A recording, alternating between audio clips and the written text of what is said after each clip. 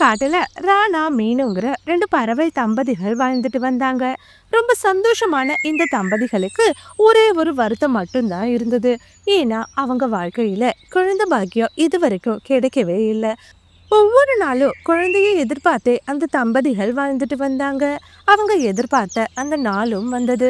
மீனு குருவி ஒரு நாள் காலையில அழகான ஒரு முட்டையும் இட்டா.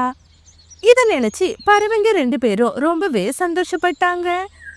ராணா, நம்மளோட வேண்டுதலை அந்த கடவுள் நிறைவேற்றிட்டாரு. கூடிய சீக்கிரம் நமக்கும் ஒரு குழந்தை பிறக்க போகுது. ஆமா மீனு, எத்தனை வருஷம் தவம் இது. இங்க பாரு, இன்னையில இருந்து நீ உணவு சேகரிக்க வர வேண்டாம். அடை காக்குற காலம் முழுவதும் நீ நம்ம முட்டை கூடவே இரு அப்படின்னு சொன்னது. பிறகு அன்னையிலிருந்து ராணா தான் மீனுவுக்கு தேவையான எல்லா உணவுப் பொருட்களையும் எடுத்துட்டு வந்து கொடுத்தது. மீனு, இன்னையில இருந்து அடுத்த ஒரு வாரத்துக்கு நான் உன் கூட இருக்க மாட்டேன். அவசர வேலையா முதலாளி என்ன பக்கத்து காட்டுக்கு போ சொல்லிருக்காரு. என்ன ராணா சொல்றீங்க? நம்ம குழந்தை வெளியில வர நாள் நெருங்கிக்கிட்டே இருக்கு. இந்த நேரத்துல நீங்க என்னை இப்படி தனியா விட்டுட்டு போறது அவ்வளவா சரியா வராது. எனக்கு எல்லாமே புரியுது மீனு. ஆனாலும் முதலாளி பேச்சையும் தட்ட முடியாது. இந்த ஒரு வாரம் மட்டும் பொறுத்துக்கோ. திரும்பி வரும்போது உனக்கும் நம்ம குழந்தைக்கும் தேவையான எல்லா பொருட்களையும் நான் வாங்கிட்டு வரேன். அப்படி சொன்ன ராணா பிறகு வேலை காரணமா பக்கத்து காட்டை நோக்கி பறக்க ஆரம்பிச்சான்.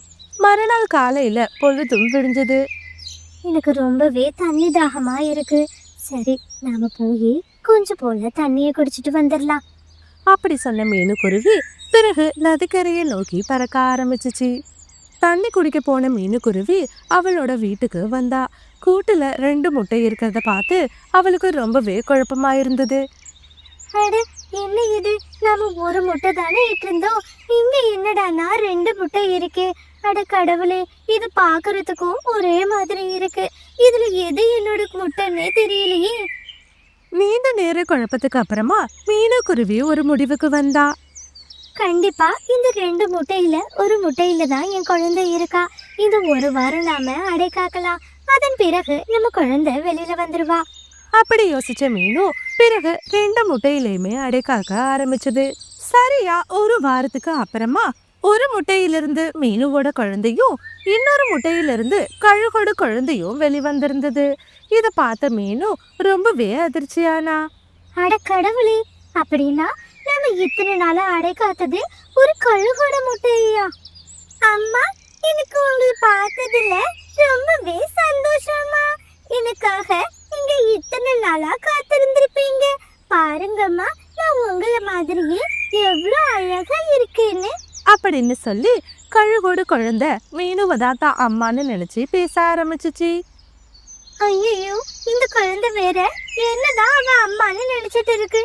இப்ப போய் நான் உன் அம்மா இல்லைன்னு சொன்னா பாவம், அது ரொம்பவே மனசு வருத்தப்படும். அப்படி யோசிச்ச மீனு பிறகு தான் குழந்தை கூடவே கழுகோட குழந்தையும் வளர்க்க ஆரம்பிச்சா.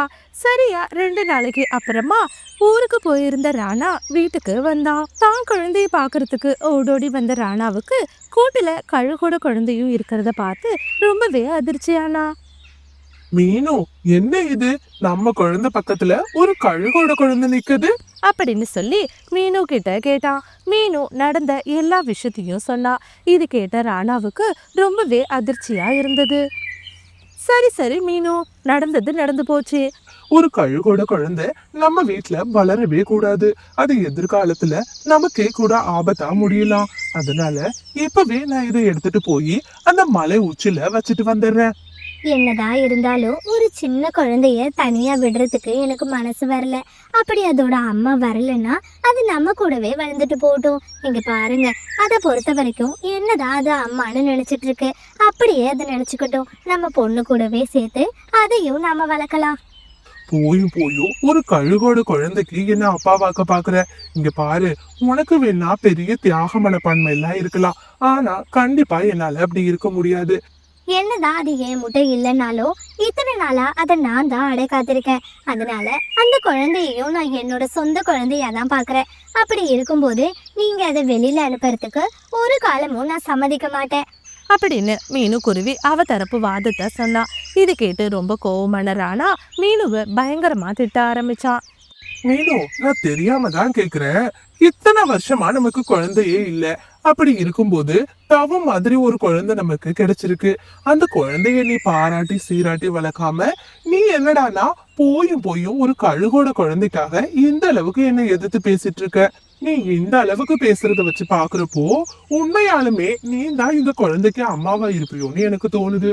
இங்க பாரு மீனு, கடைசியா நான் ஒண்ணு சொல்லிக்கிறேன். எனக்கு இப்பவே இந்த குழந்தை வீட்டுல இருந்து வெளியில போகணும். அப்படி இத நீ அனுப்ப சம்மதிக்கலைன்னா நீயும் அந்த குழந்தை கூடவே சேர்ந்து போயிடு. தயவு செஞ்சு புரிஞ்சுக்குங்க. ஒரு அம்மாவா இருந்து யோசிச்சு பாருங்க, நான் பேசுறது எவ்வளோ நியாயம்னு புரியும். மீனு பேசுறத கேட்டு கோவமான ராணா பிறகு மீனுவையும் அந்த கழுகு குழந்தையையும் வீட்ல இருந்து வெளியில துரத்துனான். பிறகு மீனு குருவியும் கழுகு குழந்தையும் சேர்ந்து அந்த காட்டை விட்டே வெளியேறினாங்க. பக்கத்து காட்டுக்கு போன அவங்க அங்க ஒரு வீடை கட்டி வாழ ஆரம்பிச்சாங்க. இப்படியே நாட்களும் நகர ஆரம்பிச்சிச்சு. இப்போ மீனு குருவிக்கு சொந்தமா அந்த காட்டுல 2 ஆப்பிள் மரங்களும் இருந்தது. அதுல கிடைக்கிற பழங்களை சந்தையில வித்து அதுல கிடைக்கிற பணத்தை வச்சு மீனு குருவி ஒரு பெரிய வீட்டையும் கட்டுனா. அந்த வீட்டுல தான் கழுகு குழந்தை கூட ரொம்ப சந்தோஷமா வாழ்ந்துட்டு இருந்தா. ஒரு நாள் காலையில தாய் கழுகு தன்னோட குழந்தைய தேடி மீனுவோட கூட்டுக்கு வந்தது. பறவையே, என்னோட குழந்தைய தேடி நான் வந்திருக்கேன். ஆமா, என்னோட குழந்தை எங்க காணோம்? யார் நீ?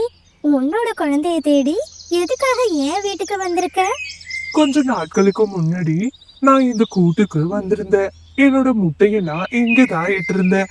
எனக்கு உடல்நிலை ரொம்ப மோசமா இருந்ததால வைத்திய சிகிச்சைக்காக நான் வெளியூருக்கு போயிருந்தேன். இப்போ என் உடல்நிலையில நல்ல ஒரு முன்னேற்றம் வந்திருக்கு. அதனாலதான் என் குழந்தைய என் கூட கூட்டிட்டு போகலான்னு வந்தேன். அப்படின்னு அந்த கழுகு சொன்னது. கழுகு, தயவு செஞ்சு என்ன நீ மன்னிச்சிரு. எனக்கு இப்பதான் எல்லா விஷயமும் புரியுது. இத புரிஞ்சுக்காம என் மனைவி மேல நான் ரொம்பவே சந்தேகப்பட்டு அவளை வீட்டை விட்டு வெளியில அனுப்பிட்டேன். அவ கூடவே சேர்ந்து உன் குழந்தையையும் கூட்டிட்டு போயிட்டா. அப்படின்னு நடந்த கதை எல்லாத்தையும் சொன்னுச்சு. ஐயோ பறவையே, அப்படின்னா என்னோட குழந்தைய நான் பார்க்க முடியாதா? நீ ஒன்றும் கவலைப்படாத. என் மனைவி வாழ்ற இடம் எனக்கு தெரியும். அங்க போனோம்னா கண்டிப்பா உன் குழந்தைய நீ பார்க்கலாம். அப்படின்னு சொல்லிட்டு பிறகு கழுகு கூப்பிட்டுட்டு பக்கத்து காட்டை நோக்கி பறக்க ஆரம்பிச்சான். மீனு வாழ்ற அந்த வீட்டுக்கு வந்தாங்க. அந்த வீட்டோட வெளி தோற்றத்தை பார்த்து கழுகுக்கு ரொம்பவே பிரமிப்பா இருந்தது. மீனு, தயவு செஞ்சு என்ன மன்னிச்சிரு மீனு. இப்பதான் எனக்கு எல்லா விஷயமும் தெரிஞ்சது. உன்னோட நல்ல மனசை புரிஞ்சுக்காம உன்னை ரொம்பவே நான் சந்தேகப்பட்டு பேசிட்டேன். ராணா, நீங்க திரும்பி வந்ததுல எனக்கு ரொம்பவே சந்தோஷம். ஆனாலும் என்னால இப்பயும் என் குழந்தைய விட்டு கொடுக்கவே முடியாது. நமக்கு வாழ்றதா இருந்தா என் கூடவே என் குழந்தையும் இருப்பா அப்படின்னு சொன்னுச்சு. இதை கேட்ட கழுகு, இல்லம்மா, இதுக்கு மேலேயும் உன் வாழ்க்கையில என் குழந்தை இடையூறா இருக்க மாட்டா. இங்க பாருமா, இந்த குழந்தைய பெத்ததே நான் தான். எனக்கு உடல்நிலை சரியில்லாம இருந்தது. அதனாலதான் பாதுகாப்பா இருக்கட்டும்னு சொல்லி உன்னோட கூட்டுல நான் முட்டையிட்டு இருந்தேன். தங்கோ, வாடா தங்கோ, நான் தான் உன்னை பெத்த அம்மா. இனிமே நீ அம்மா கூட சந்தோஷமா வாழலாம். இல்ல இல்ல, நான் எப்பயும் மீனு அம்மாவை விட்டு வரமாட்டேன். எனக்கு தெரியாது, எனக்கு மீனு அம்மா மட்டும்தான் வேணும். நீங்க எனக்கு வேணாம். இத்தனை நாளா அவங்க தான் என்ன பாசம் காட்டி வளர்த்தாங்க.